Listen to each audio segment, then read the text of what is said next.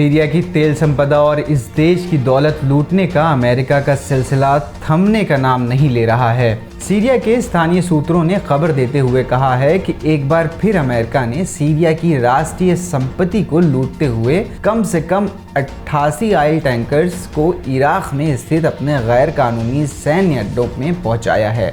उत्तरी सीरिया में गैर कानूनी रूप से डेरा डालकर आतंकियों को ट्रेनिंग के साथ साथ सीरिया की दौलत को लूटने में लगे अमेरिका ने एक बार फिर 88 ऑयल टैंकर्स को भरकर सीरिया से इराक पहुंचा दिया है।